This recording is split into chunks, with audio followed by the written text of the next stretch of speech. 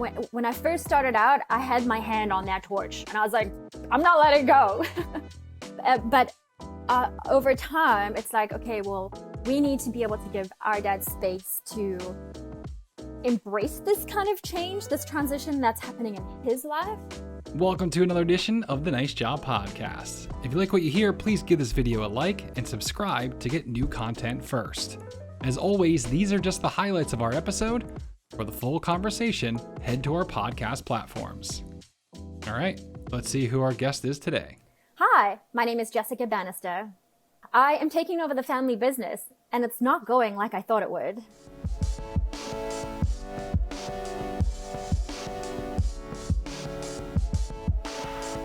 Now, our next guest, in particular, I'm very excited to have on. Yes, I'm excited about every guest, but this one in particular because we're hoping to have a little bit of a budding relationship between NiceJob and this individual, but also a local.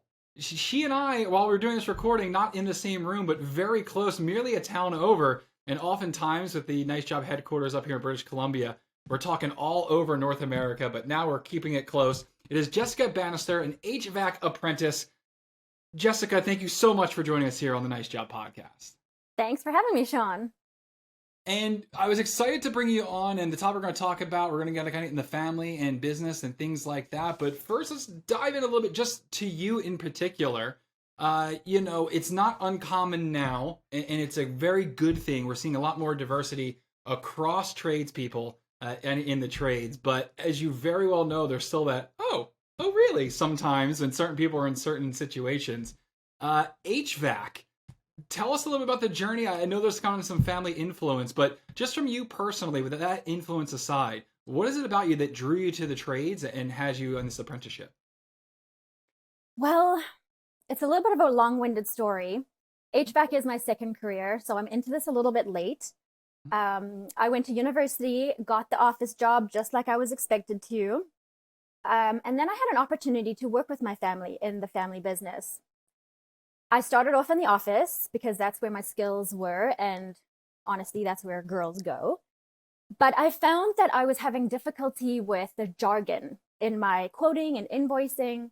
And not only that, my dad and my brother would come home from their days at work with all these stories of their adventures, these interesting things that they'd seen and people they'd met. So I asked my dad one day, can I just come with you on the job to see what your day-to-day is like, maybe put some names to some items that I'm quoting out and invoicing out, and I can see kind of what your day looks like. And from day one, I loved it so much that I was asking to be more out of the office than in. And so I decided to apply and register as an apprentice in British Columbia and log those hours that I was putting out in the field. And honestly, Sean, I wish I had done this earlier. I love that journey wasn't as much of a dissatisfaction. You talked about, like you said it, I enjoyed doing that more than kind of being in the office in a sense. So it wasn't, we hear a lot of stories of the dead end and then we look for a kind of a bigger career shift. It sounded like you were, there was some enjoyment, there was some fulfillment in what you were doing, but just a whole new gateway kind of opened up. And I love the fact that you touched on the fact that if it wasn't really fully for you, it still was going to help you in your in-office position to get that kind of understanding. So do you think this experience, as you kind of go through your career, if you get to a point where perhaps, you're an owner running a team yourself, where you might try to make sure that those interactions happen a bit more often, that your in-office staff is in touch with what's happening outside? Absolutely, I do. So for me, I still do the admin and the marketing and the bookkeeping and all that stuff. I just do it after hours now. But I think there's a disconnect between people in the office and people who work in the field. And I think if you're working in a very small business like ours, it's very important to have both of those worlds like kind of mesh with each other, because at the end of the day, it's an overall situation. So yes, definitely. And I do believe that my experience and my experience being in the office really does help me now in the business that I'm going to take over one day with my brother. We've mentioned the family, so we'll dive right into that. Sometimes when it comes to the family business, there's a bit of an opposition, right? You don't want to do exactly what your siblings are doing, exactly what your parents have done, and perhaps their parents before them. And there's other times where it just seems like that's sort of the only path. And so you kind of dive right into it. And sometimes there's almost a lack of fulfillment, right? Like it Mhm. almost, you were so destined to do it. And not that you aren't working hard, but you never really saw another option. So you never really got a chance to expand and dream. Was there any feelings on either side for you as you were kind of growing up, as you were coming through? I want to know what your thoughts of when you first thought of, okay, I'm going to go work with my family. Was it a great welcome home? Did you feel kind of like, all right, well, at least I know it's always there? Yeah. Did you fall on either side of the fence, I guess? Well, for me, it's interesting because my dad was an apprentice for his dad back in the 70s. And then my brother followed in his footsteps right after high school. He went into HVAC right after high school. But for me and my family, it wasn't even a consideration that I could go into HVAC myself. My dad never said, hey, do you want to come and see if this interests you? And it never occurred to me to say, hey, Dad, can I come and check this out and try it? So so coming into it a little bit late, um, I love working with my family, and I think it's super cool that I get to spend so much time with them, that we get along well enough that we can spend every day together. And it's really cool. My brother is 5 years younger than me, and he's now my mentor, my apprentice mentor. And the dynamic between us is really interesting because I think he really enjoys telling me that I'm doing it wrong, or Yeah. you should do it this way or whatever. And I'm lucky that he's encouraging and supporting, and he wants to help me. He wants to see me grow and see me do these things that I think that I can't do. So I don't think that I fell on the fence either way, because I came into it late, and my family's been so supportive this whole time. Like I said before, I wish I'd gone into it right out of high school, just like my brother did. I would be so much more advanced now in my career. But I think, things happen for a reason, and I think we're here because this is where we need to be. I don't mean this as a loaded question in any sort of way, but I'm generally interested because I feel like a lot of people that may have this opportunity of going to work within a family business, or maybe those that are just kind of starting the journey, perhaps a question like this kind of gives them a good view at it. But how much do you feel that they are giving you knowledge, skills, and opportunity for yourself as the individual? And how much do you think goes into continuing the legacy within? So, for example, to kind of make it a little bit clearer, is how much do they train you to, hey, go out, you're going to be a great, in HVAC. You could own your own business, do it your own complete way because we're going to give you the skills. And perhaps what's the percentage? It's like, well, we're teaching you our way, we're teaching you this in hopes that you're going to take this torch and continue it through. Do you find that it's skewed one way or the other, or have you had any thoughts of, okay, am I making sure I'm doing this for myself as opposed to just grabbing a torch and running? That's a really interesting question, and no one's actually asked me that straight directly. So, I'm gonna say that it's definitely 100% grooming me to take over this business in this way. Mhm. However, I'm doing a lot of other like outside things, like I'm part of the Women in HVAC Our Canada organization, and so while I think I'm always going to be in HVAC because this is what my family does and this is what I've decided to do for the rest of my life, I would like to go in different directions, like maybe like education. I could maybe become a professor or a lecturer, or even like a mentor to other women going into the HVAC trade. But as far as business is concerned, I see Cam Cool for the rest of my life. and It's I don't know how that works, because my brother, he really appreciates and pushes the diversity side of things. He loves that I'm a woman in this trade with our little company. And so I think I could probably even convince him to do like an all women type operation. And then he okay. could, run the show or whatever the case. But to answer your question, right now, Cam Cool is the main focus, and that's where we're going. So you mentioned your brothers. Is that your only sibling? Yes, yeah, it's just the two of us.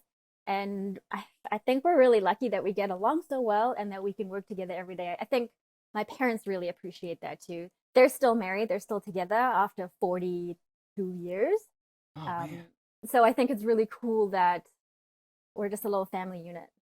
Yeah, I was say 42 years of marriage. Sounds like when you guys commit, you certainly commit. But congratulations to them. Unfortunately, in this day and age, that's quite the milestone there. And it seems like their offspring share that kind of, loyal and dedication to try to, work through and make sure that you're kind of always progressing. But I asked that pointed question in a bit because some people might think, if I go into business with my family, at some point, am I competing, right? At some point, are you and your brother going to be up for, a CEO or a head of an ops or something like that? Yeah. But I guess ultimately it comes down to making sure that within the business itself, that you're running that while there's a familiar tone, it really is kind of a business at its core. And I'm sure that's something where when you look forward, because that's in place. So have you noticed any similarities between your company culture and almost like your family core values, right? Is there something that like, wow, our team meetings seem a lot like our family dinners, or is it completely opposite? I worked for my dad when I was younger. We owned a Dairy Queen back where I grew up in the States. And they were two distinctly different things. The way he talked to us at home and the way he talked to us as employees was a little bit different, and they needed to be different in that sense. But Right. I'm wondering, do you notice any similarities between how this business is built, the values of the business, and kind of what you learned growing up and the values of the family? How much of those are intertwined? I think for us, it's pretty intertwined. My my dad is a great boss, and he's also a really difficult boss because I feel like he dads us at work. And sometimes that means that maybe I need some discipline. Maybe I do something that he doesn't like, and he won't say anything. He'll just be like, it's fine, next time. And I feel like sometimes I need that harsh, like, don't do that. You've done wrong. Don't do that again kind of thing. So it can stick in my mind so that next time I go do that thing, I'm like, oh no, don't. So we get a little bit of that. And we really try to keep family stuff and business stuff separate Mm-hmm. because my mom doesn't work in the business and my husband doesn't work in the business. Sometimes though, at like the brunch table or the dinner table, something will come up that we're talking about a client or, a compressor or whatever the case. And we have to remember, like, dial it back. There are two people at the table that this doesn't concern at all. So we really try to keep them separate. Yeah. Yeah, so I got to think if the HVAC breaks at home, is that immediately the dad job as it might be, or is he outsourcing that now? Dad is totally hands-on, so he will take it and he will deal with it. And in particular, talk about coming through a family business. You also mentioned coming in as a woman in this trade and with other organizations. And I wonder if you could touch upon. It really does feel like a movement now, right? I think over the past couple of years, we've seen a lot more diversity. Just because, quite honestly, I have no problem kind of being forward with this. It's the right thing to do for your business. Hire quality people to do the jobs that are necessary, and stop having these arbitrary sort of picture of what success looks like. But this movement has come with a lot of camaraderie and a lot of really defining what it means to be a woman in some of these trades, right? Because it's not just, think of us as all emotionless or physical, remove all that. It's like, no, we are a woman in this trade. We are approaching it as a woman.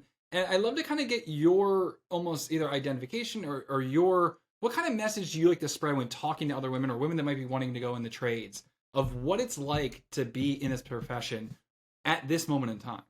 At this moment in time, it's like the best time to be a woman in the trade because, like you said, it is becoming so much more accepted and even, dare I say, like trendy to have a woman on your staff. Mm-hmm. Like people want to show that they're diverse and they want to have that woman on the team. And I think it's really important for us to realize that we are different at the end of the day. We do have our strengths and our weaknesses, and I think it's important to work together. So, for example, I have a couple of different skills than my brother does, and that's going to take our business to the next level, I really think.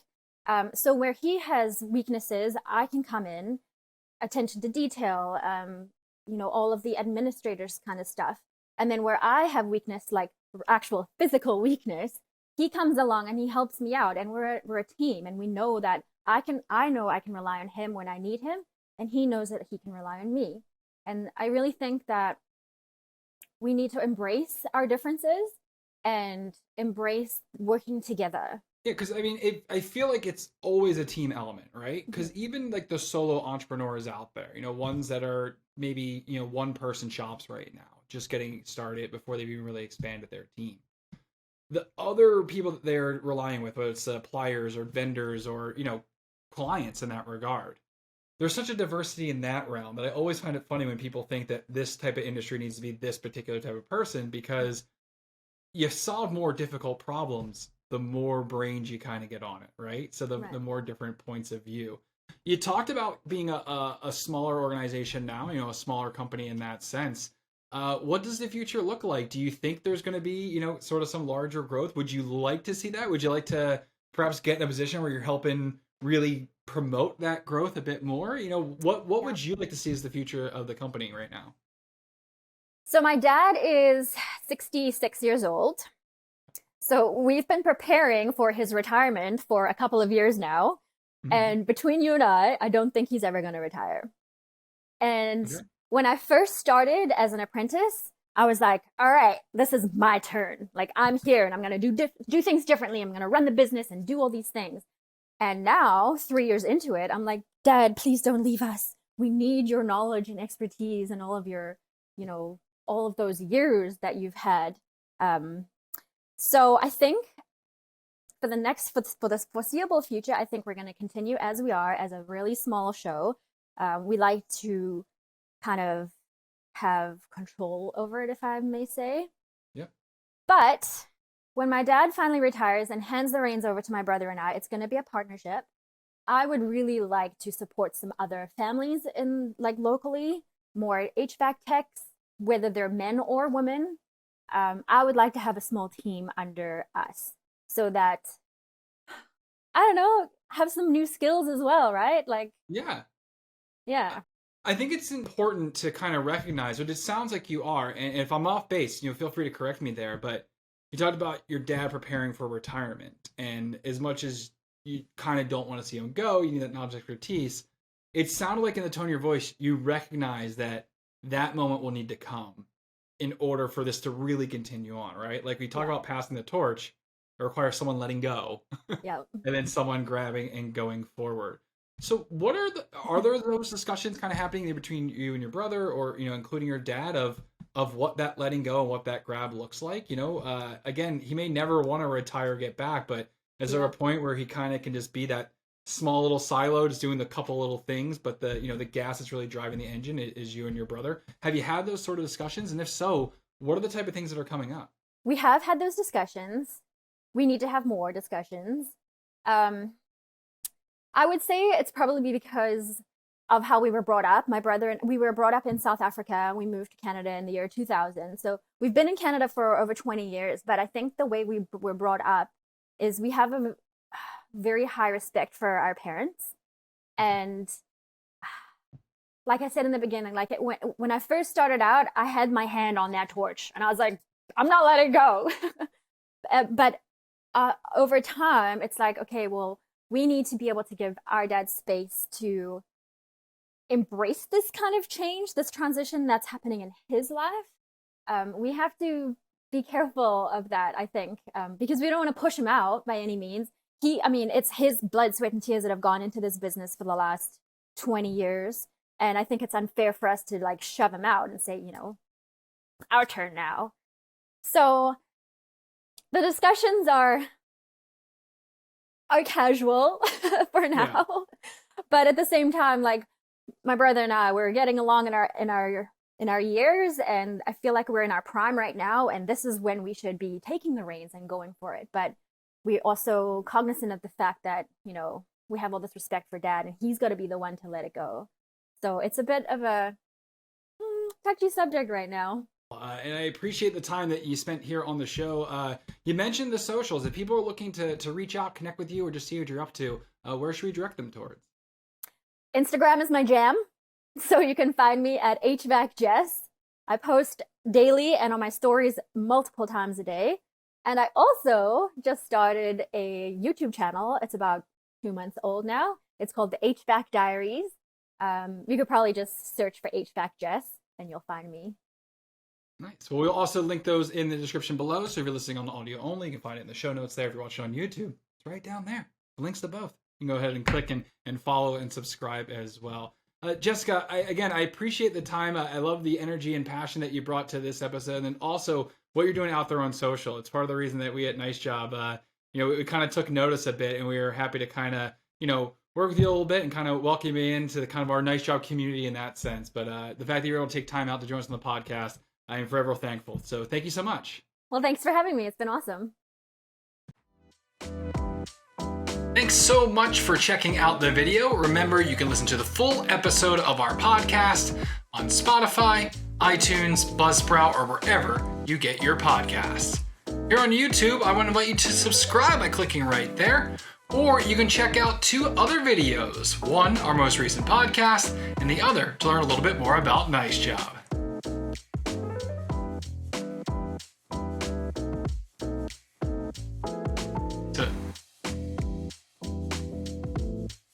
So click one of those things, and I can go home.